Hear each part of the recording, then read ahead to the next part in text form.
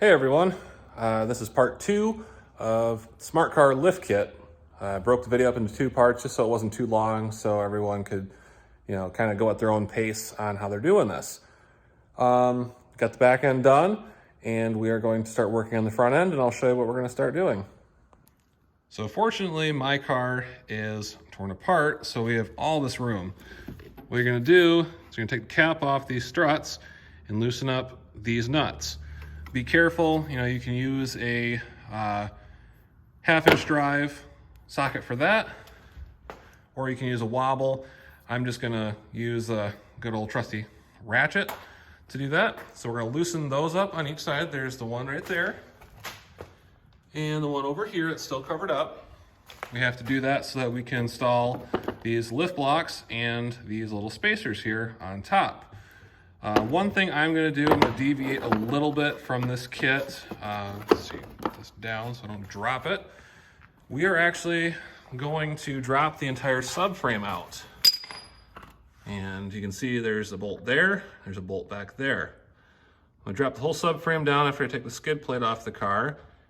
We are also going to loosen up this bolt right here on the strut, and we are going to bring this knuckle down a 1/2 inch from this line. I'll mark this and we'll loosen it and tap it down a 1/2 inch to give us a little bit of extra lift. There's another thing that they said to do since the kit is limited to about 2 inches. In the rear with the aftermarket lift kit and the EV springs, we should have given ourselves anywhere between 6 and 7 inches of lift.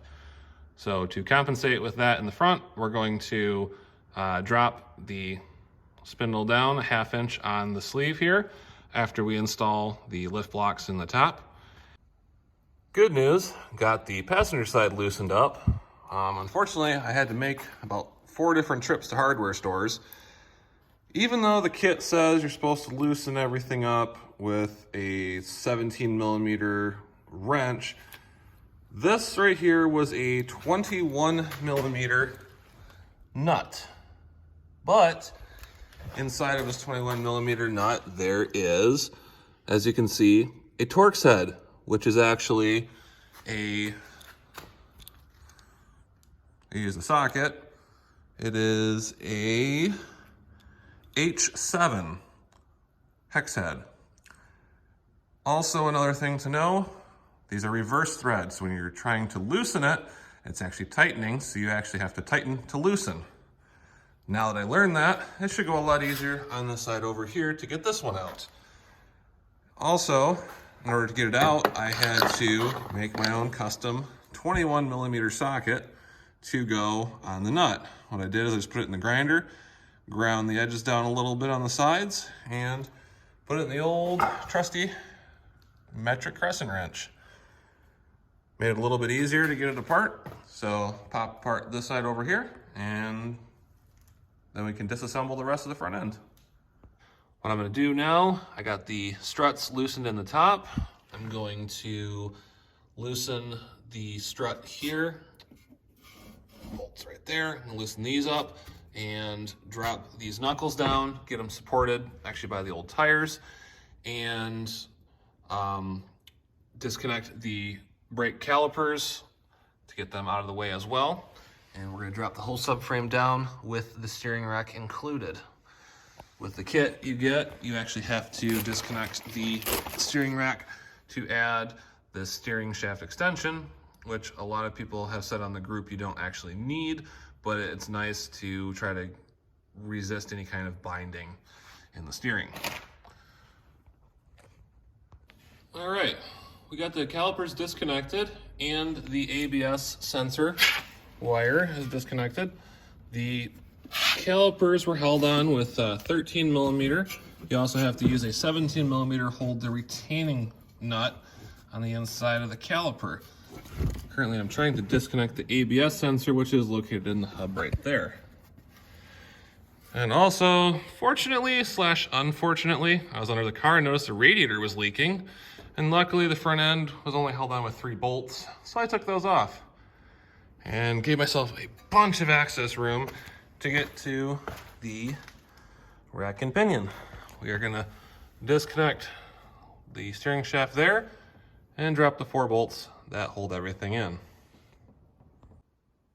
And just like that, we got the whole front subframe dropped out.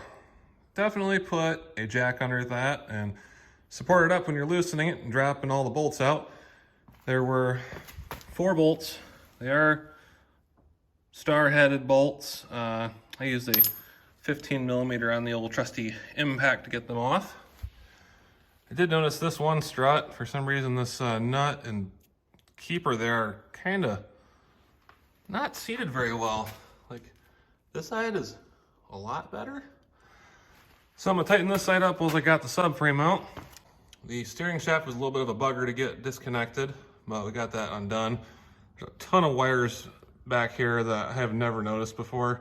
Like I said, this was a parts car and we're rebuilding it kind of from the ground up. So there's gonna be a lot of things we're gonna find.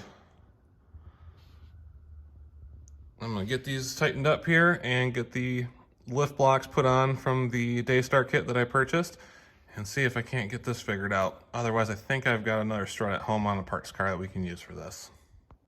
Well, I've got the passenger side strut now matching the driver's side strut for height on the threads. And next, I gotta grab our kit here and we have to thread on these adapters. As you can see, they're threaded on the inside and they have a head at the top. So what I'm gonna do is put some Loctite on them like it requires in the kit.